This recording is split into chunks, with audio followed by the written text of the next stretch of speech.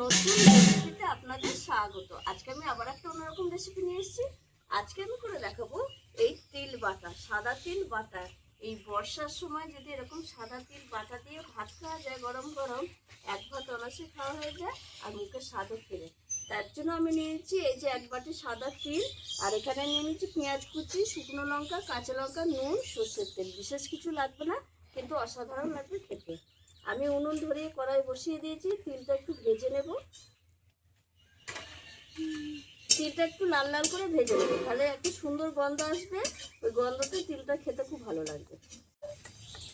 এই দেখুন বন্ধুরা, তিলটা লাল লাল করে ভেজে নিয়েছি। এই দেখুন কত সুন্দর। এইভাবে এবার আমি এটা শিলপাটা সরাসরি দিয়ে দেবো।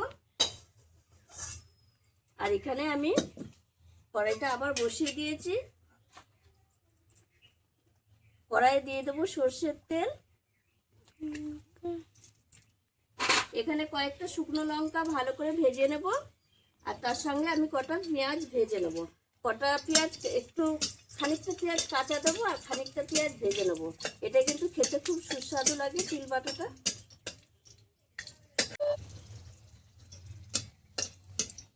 এই দেখুন লঙ্কাটা খানিক ভাজা হয়ে এসছে। এবার আমি এই পেঁয়াজ, অর্ধেকটা পেঁয়াজ ভাজবো আর অর্ধেকটা পেঁয়াজ এরকম কাঁচাই দেবো, ভেজে নেবো এটা।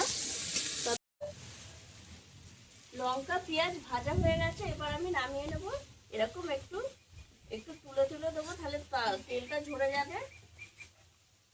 এই তেলটাই আমি পরে তিল বাটায় দেবো, খেতে কিন্তু খুব সুন্দর লাগবে। এই জন্য আমি একসঙ্গে দিলেও হবে, কিন্তু এতটা তেল তো লাগবে না। এইবার যেটা হচ্ছে মেন হচ্ছে তিলটা বেটে নেব। ভাজা তিলটা এবার বেটে নেব। আর আমি জল দেবো না, শুকনো অবস্থায় বেটে নেবো, তাহলে তাড়াতাড়ি বাটা হয়ে যাবে আর খেতেও ভালো লাগবে।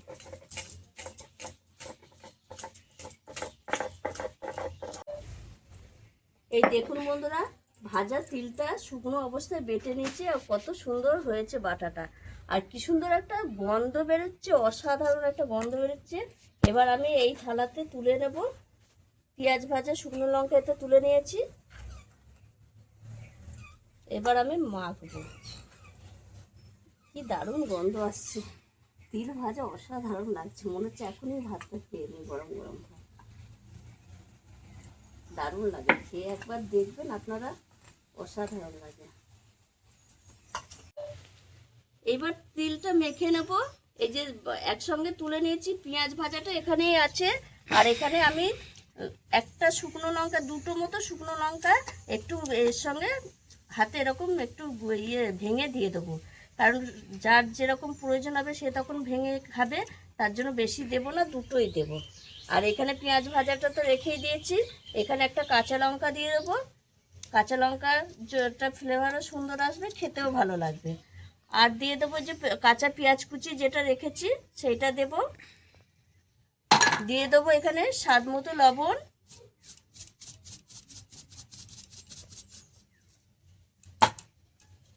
এখানে দিয়ে দেবো এই যে ভেজে রেখেছিলাম পেঁয়াজের সঙ্গে তেলটা, সেই তেলটা দেবো। এই তেলটা দিলে খেতে অসাধারণ লাগবে। আর সামান্য একটু জল দিয়ে এটা মাখবো, অল্প করে একটু হালকা করে এরকম জল দিয়ে এটা মেখে নেব। ভালো করে এটা মেখে নেব।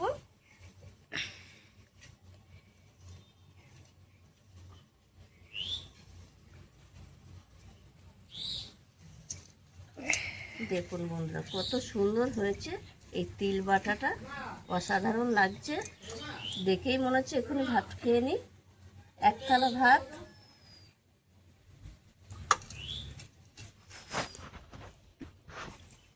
এবার আমি এখান থেকে ওপর থেকে এখানে একটা শুকনো লঙ্কা এরকম সাজিয়ে দেব, একটা কাঁচা লঙ্কা দেব দেখতে ভালো লাগার জন্য। আর যার মন হবে সে একটু ডলে খেয়ে নেবে। আর উপর থেকে একটু কাঁচা সর্ষের তেল আমি এরকম একটুখানি দিয়ে দেবো।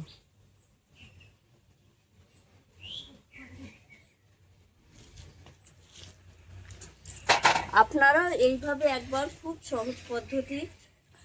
যদি রান্না করতে ইচ্ছা না করে, খুব কম সময়ের মধ্যে কি রান্না করবো, তাহলে এইভাবে কিন্তু তিল বাটা দিয়ে ভাতটা এক ভাত খাওয়া হয়ে যায়। আমি যেইভাবে তিলটা বেটেছি, আপনারাও একবার এইভাবে বেটে খেয়ে দেখুন, অসাধারণ লাগে। আর আমার এই রেসিপিটি যদি আপনাদের ভালো লেগে থাকে তাহলে লাইক করবেন, শেয়ার করবেন, সাবস্ক্রাইব করবেন। আবার দেখা হবে আগামী ভিডিও। টাটা।